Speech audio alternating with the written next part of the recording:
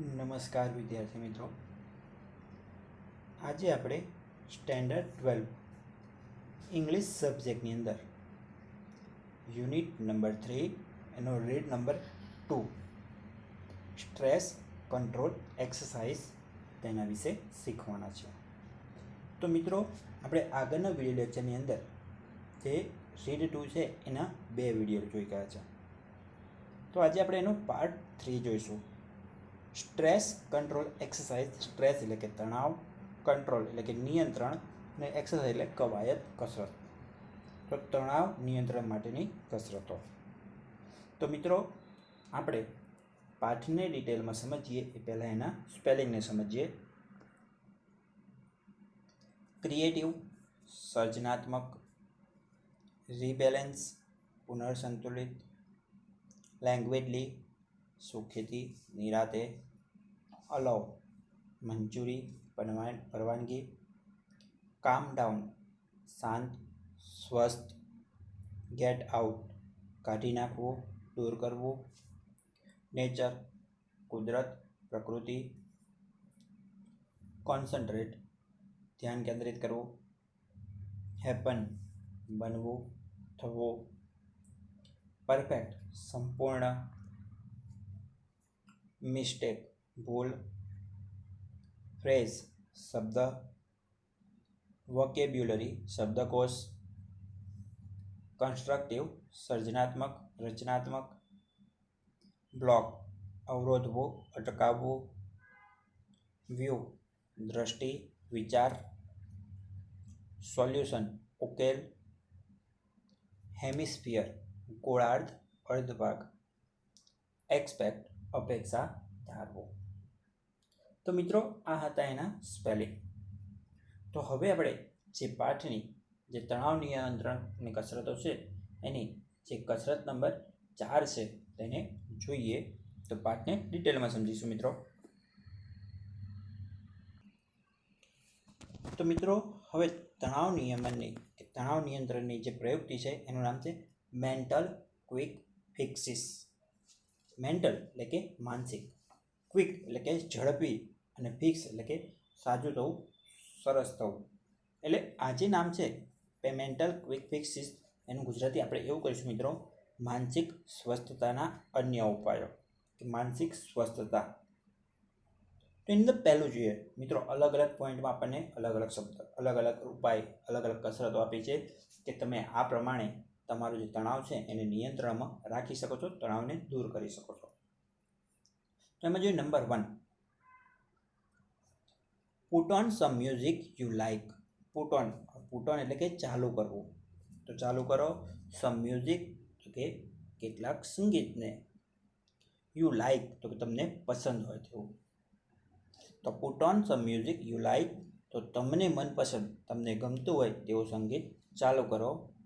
And dance through the room. Dance એટલે કે નૃત્ય કરો, નાચો. થ્રુ ધ રૂમ એટલે કે રૂમમાં. આમ જોઈએ તો થ્રુનો અર્થ માંથી, દ્વારા એવો થાય, પણ એની અંદરમાં એવો ગુજરાતી કરીશું. તો put on some music you like and dance through the room. તો તમને મનપસંદ હોય, તમને ગમતું હોય તેવું સંગીત ચાલુ કરો અને રૂમમાં નાચો, નૃત્ય કરો. This creative activity exercise the right side of the brain and helps rebalance your brain. This creative activity.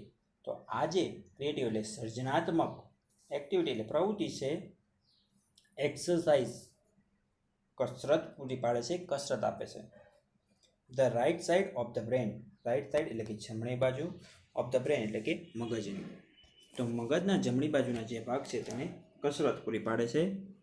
And help અને મદદરૂપ થાય છે. રીબેલેન્સ પુનઃ સંતુલિત કરવા માટે યોર બ્રેન તો કે તમારા મનને, તમારા મગજને.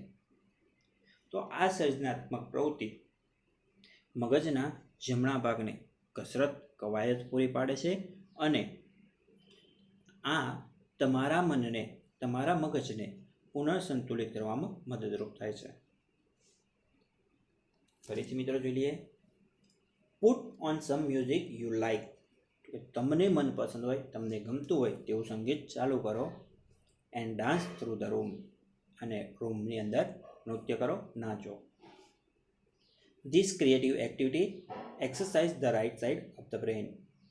તો આ સર્જનાત્મક પ્રવૃત્તિ મગજના જમણા ભાગને કવાયત કસરત પૂરી પાડે છે એન્ડ હેલ્પ્સ રીબેલેન્સ યોર બ્રેન, અને તમારા મનને તમારા મગજને પુનર્સંતુલિત કરવામાં મદદરૂપ થાય છે. ત્યારબાદ મિત્રો બીજો પોઈન્ટ જોઈએ. Get a fish tank and watch the fish swim around languidly. Get a fish tank. Fish tank, fish એટલે માછલી, અને ટેન્ક એટલે કે આપણે ટાંકી કહીએ છીએ, પણ માછલીની ટાંકી એવું ના કહેવાય, આપણે એના માટે શબ્દ વાપરીએ છીએ માછલી ઘર. તો ગેટ અ ફિશ ટેન્ક, તો કે એક માછલી ઘર લાવો, કે એક માછલી ઘર લો. એન્ડ વોચ ધ ફિશ, અને માછલીને વોચ એટલે કે જુઓ, સ્વિમ એટલે કે તરતી, અરાઉન્ડ લેંગ્વેજલી, અરાઉન્ડ એટલે કે આસપાસની અંદર, લેંગ્વેજલી એટલે શાંતિથી, નિરાતે, સુખેથી. તો એક માછલી ઘર લો અને માછલીને નિરાતે તરતી નિહાળો. Get a fish tank and watch the fish swim around languidly. તો એક માછલી ઘર લો અને નિરાતે તરતી માછલીને નિહાળો. This allows your mind to calm down. This તો કે આ છે, અલાઉ પરવાનગી આપે છે, મંજૂરી આપે છે, યોર માઇન્ડ તો તમારા મનને, ટુ કામ ડાઉન એટલે કે શાંત થવા માટેની, શાંત થાય છે. એમ કે છે કે આ તમારા મનને શાંત કરશે, આ પ્રવૃત્તિ તમારા મગજને શાંત પાડશે. ફરીથી જોઈએ મિત્રો. ગેટ અ ફિશ ટેન્ક, તો એક માછલી ઘર લાવો, and watch the fish swim around languidly, અને નિરાતે સુખેથી તરતી માછલીને નિહાળો. This allows your mind to calm down.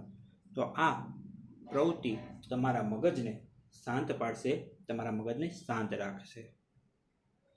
તો મિત્રો ત્યાર પછીનો પોઈન્ટ જોઈએ. Write down all your worries. Write down, write એટલે કે લખવું, ઓલ યોર વરીઝ તો તમારી બધી જ ચિંતાઓને, તો કે તમારી બધી જ ચિંતાઓને લખો, એટલે કે લખો તો એક કાગળ પર, એક નોટમાં. તો write down all your worries, કે તમારી બધી જ ચિંતાઓને એક કાગળ પર લખો. Putting them on a piece of paper gets them out of your head. Putting them, હવે પુટિંગ ધેમ એટલે અહીંયા લખવાના અર્થ છે મિત્રો, તો કે તેને તેની ઉપર લખી કાઢતા. On a piece of paper, તો એક કાગળના ટુકડા પર, તો કાગળના ટુકડા પર તેને લખી કાઢતા. ગેટ્સ ધેમ આઉટ, જો મિત્રો ગેટ્સ ધેમ આઉટ એટલે શબ્દ એવો છે ગેટ આઉટ, બહાર કાઢી નાખવું, દૂર કરવું. તો તેને બહાર કાઢી નાખો, તેને દૂર કરી દો. ઓફ યોર હેડ, તો તમારા મનમાંથી, તમારા મગજમાંથી. તો એમ કહે છે કે તેને કાગળના ટુકડામાં લખી દીધા બાદ, એટલે કે તમે જે ચિંતાઓ કાગળના ટુકડા પર લખી કાઢો છો તેને તમારા મગજમાંથી હવે નીકળી જશે. ફરીથી જોઈએ મિત્રો. Right down all your worries, તો તમારી બધી જ, તમારી તમામ ચિંતાઓને કાગળ પર લખી નાખો. Putting them on a piece of paper get them out of your head, તો કે તેને કાગળ પર લખી કાઢતા તે તમારા મનમાંથી નીકળી જશે. ત્યાર પછીનો પોઈન્ટ મિત્રો. Gate out into nature and walk. Get out એટલે કે બહાર નીકળો, ઇન્ટુ નેચર એટલે કુદરતમાં, પ્રકૃતિમાં, તો કુદરતમાં બહાર નીકળો, એન્ડ વોક અને ચાલો. Get out into nature and walk, તો પ્રકૃતિમાં, કુદરતમાં બહાર નીકળો અને ચાલો. Concentrate on what is right now rather than what might happen tomorrow. Concentrate એટલે ધ્યાન કેન્દ્રિત કરો, એકાગ્ર બનો. On what is right now, what is એટલે કે શું, રાઇટ નાઉ એટલે કે અત્યારે ચાલી રહ્યું છે, અત્યારે શું થઈ રહ્યું છે તે. બરાબર, તો કે concentrate on what is right now, તો અત્યારે શું થઈ રહ્યું છે, અત્યારે શું ચાલી રહ્યું છે તેના પર ધ્યાન કેન્દ્રિત કરો. Rather than what might happen tomorrow. Rather than એનો અર્થ કરીશું ના કરતા, ના બદલે. What happen, what might happen તો કે શું બનશે, ટુમોરો એટલે કે આવતીકાલે.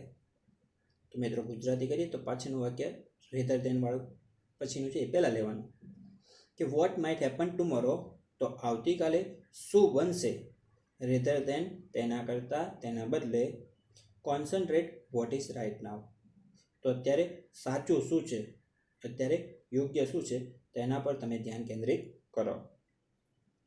ફરીથી મિત્રો પોઈન્ટ સમજીએ.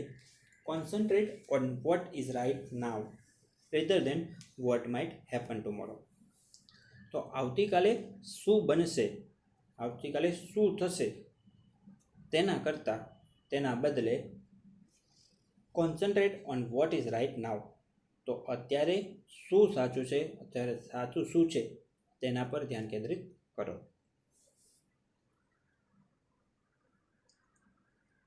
ત્યાર પછી જોઈએ મિત્રો, sing in the bath and use the shampoo bottle as a microphone. Sing એટલે કે ગીત ગાઓ. ઇન ધ બાથ એટલે કે બાથરૂમમાં. બાથ શબ્દ બાથરૂમ માટે વપરાય છે મિત્રો. તો બાથરૂમમાં ગીત ગાઓ. And use a shampoo bottle, અને જે શેમ્પૂની બોટલ છે તેનો ઉપયોગ કરો એઝ અ માઇક્રોફોન, માઇક્રોફોન તરીકે. તો sing in the bath and use the shampoo bottle as a microphone. તો શેમ્પૂની બોટલનો માઇક્રોફોન તરીકે ઉપયોગ કરીને બાથરૂમમાં ગીત ગાઓ. Sing in the bath and use the shampoo bottles as a microphone. તો શેમ્પૂની બોટલને એક માઇક્રોફોન તરીકે ઉપયોગ કરીને બાથરૂમમાં ગાઓ. ત્યાર પછીનો પોઈન્ટ મિત્રો, નો બડી ઇઝ પરફેક્ટ. નો બડી એટલે કે કોઈ પણ વ્યક્તિ. એનીબડીનું પ્લસ નો એટલે કે નકારાર્થ દર્શાવતો મિત્રો. તો કોઈ પણ વ્યક્તિ નહીં ઇઝ પરફેક્ટ, પૂર્ણ હોવું. તો કોઈ પણ વ્યક્તિ પૂર્ણ હોતી નથી, કોઈ પણ વ્યક્તિ પૂર્ણ નથી. એન્ડ વુ વોન્ટ ટુ બી નો બડી. એન્ડ વુ વોન્ટ્સ, અને કોણ ઈચ્છે છે ટુ બી નો બડી, તો કે પૂર્ણ બનવા માટે. એમ કે છે નો બડી ઇઝ પરફેક્ટ, તો કોઈ પણ પૂર્ણ સંપૂર્ણ હોતું નથી. And who wants to be નો બડી, અને એ નો બડી એટલે એક પણ વ્યક્તિ નહીં, એટલે કે પૂર્ણ બનવા કોણ ઈચ્છે છે. Mistakes are okay. તો કે મિસ્ટેક્સ એટલે ભૂલ, તો કે ભૂલો તો થાય જ.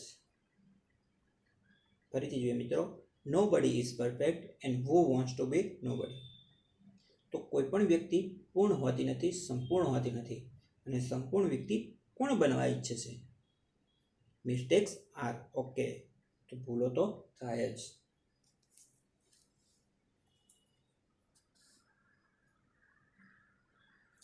Delete the phrase I can't from your vocabulary. Delete એટલે કે દૂર કરી દો, કાઢી નાખો.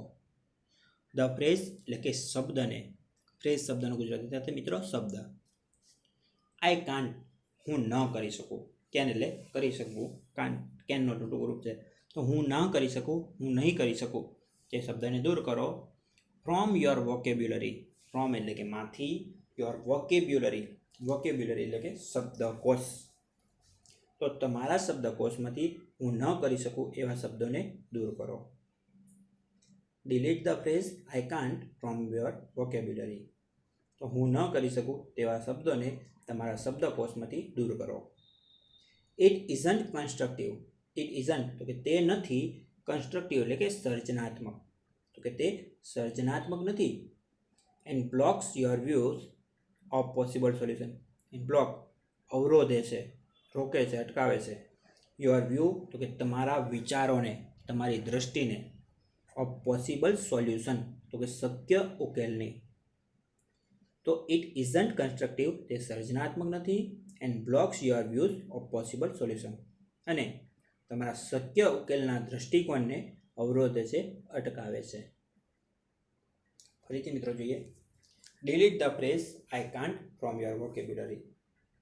તો હું ન કરી શકું તેવા શબ્દોને તમારા શબ્દકોશમાંથી દૂર કરો, કાઢી નાખો. ઇટ ઇઝન્ટ કન્સ્ટ્રક્ટિવ, કે તે સર્જનાત્મક નથી. And blocks your views of possible solution, અને શક્ય ઉકેલની તમારી દૃષ્ટિને તે અવરોધે છે. Write a few lines with your other hand. Write એટલે કે લખો. અ ફ્યુ લાઇન્સ એટલે કે થોડાક વાક્યો. ફ્યુ એટલે થોડાક, કેટલાક. વિથ યોર અધર હેન્ડ તો તમારા બીજા હાથથી. અધર એટલે અન્ય, બીજા, તો કે તમારા બીજા હાથ વડે, તમારા બીજા હાથથી થોડાક વાક્ય લખો. Write a few lines with your other hand, તો કે તમારા બીજા હાથ વડે થોડાક વાક્ય લખો. This rebalances the two hemisphere of the brain. This એટલે કે આ જે પ્રવૃત્તિ છે રીબેલેન્સીસ પુનર્સંતુલિત કરે છે ધ ટુ હેમિસ્ફિયર. ટુ એટલે બે, હેમિસ્ફિયર એટલે અર્ધ ભાગને, ઓફ ધ બ્રેન એટલે કે મગજના. તો કે આ પ્રવૃત્તિ મગજના બે અર્ધ ભાગને પુનર્સંતુલિત કરે છે. This rebalances the two hemisphere of the brain. તો આ પ્રવૃત્તિ મગજના બે અર્ધ ભાગને પુનર્સંતુલિત કરે છે. ફરીથી મિત્રો સમજી લઈએ. Write a few lines with your other hands. તો તમારા બીજા હાથથી થોડાક વાક્યો લખો. This rebalances the two hemispheres of the brain. કે આ પ્રવૃત્તિ તમારા મગજના બે અર્ધ ભાગને પુનર્સંતુલિત કરે છે. એક્સપેક્ટ ટુ બી લકી. એક્સપેક્ટ અપેક્ષા રાખો, ધારો, માનો. ટુ બી લકી તો કે ભાગ્યશાળી હોવાના. તો કે તમે તમારી જાતે ભાગ્યશાળી છો તેવું માનો, એટલે તમે પોતે નસીબદાર છો તેવું તમે વિચારો. એક્સપેક્ટ ટુ બી લકી તો કે તમે ભાગ્યશાળી છો, તમે તમારી જાતને ભાગ્યશાળી માનો. તો મિત્રો આશા રાખું છું કે યુનિટ 3 એના રીડ 2 એના 3 વિડીયો લેક્ચરની અંદર તમને સમજ પડી હશે. અને હવે પછી આપણે નવા જ પાઠ સાથે નવા વિડીયો લેક્ચરની અંદર મળીશું મિત્રો. ત્યાં સુધી મિત્રો જય હિન્દ, જય ભારત.